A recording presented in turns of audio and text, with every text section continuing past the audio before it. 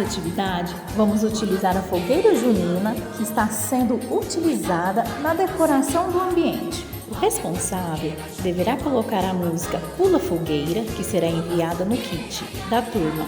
Em seguida, o adulto deverá interagir com a criança, cantando, dançando, pulando, realizando gestos e movimento com o corpo, usando sua criatividade e imaginação. Não esqueçam de mandar as fotos